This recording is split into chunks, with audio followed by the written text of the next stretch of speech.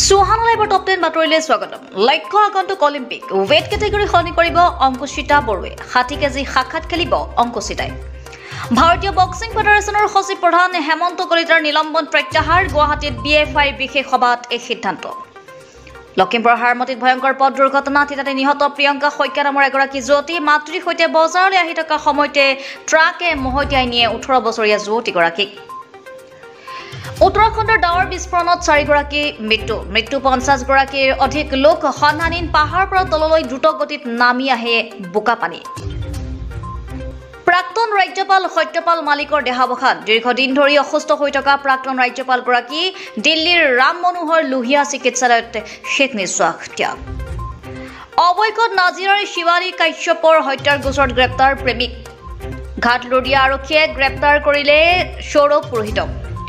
ভুৱা এনকাউণ্টাৰ গোচৰত 5 অৱসৰপ্ৰাপ্ত আৰক্ষী বিষয়াক যাৱজ্জীৱন কাৰাদণ্ডৰে দণ্ডিত। পঞ্জাৱৰ মোহালিত বিশেষ আদালতৰ জৰিয়তে এই গুৰুত্বপূৰ্ণ ৰায়। লালকিল্লাত প্ৰৱেশৰ চেষ্টা 5 অবৈধ বাংলাদেশী নাগৰিকৰ। দিল্লী আৰক্ষীয়ে গ্ৰেপ্তাৰ কৰে বাংলাদেশী কেইজনক। বাংলাদেশী নথিপত্ৰ উদ্ধাৰ 5 বাংলাদেশীৰ পৰা। আজি ঐতিহাসিক আলাবৈ ৰণৰ 356 সংখ্যক স্মৃতি দিৱস। 1669 চনৰ 5 আগষ্টত এই ৰণত মোগলৰ বিৰুদ্ধে যুঁজি 10,000 অসমীয়া সেনাৰ মৃত্যু হৈছিল। ব্ৰাজিলৰ প্ৰাক্তন ৰাষ্ট্ৰপতি জাইৰ বোলছোনাৰোক গ্ৰেপ্তাৰ। নিৰ্বাচনত পৰাস্ত হোৱাৰ পাছতে ক্ষমতাত থকাৰ ষড়যন্ত্ৰৰ অভিযোগত গ্ৰেপ্তাৰ। 2022 চনত নিৰ্বাচনত পৰাস্ত হোৱাৰ পিছতো ক্ষমতাত থকাৰ ষড়যন্ত্ৰ ৰচিছিল বোলছোনাৰোৱে।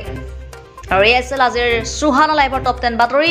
এনেধৰণৰ বাতৰিসমূহ পাই থাকিবলৈ চাই থাকিব আপোনালোকৰ প্ৰিয় চেনেল সুহানা লাইভ।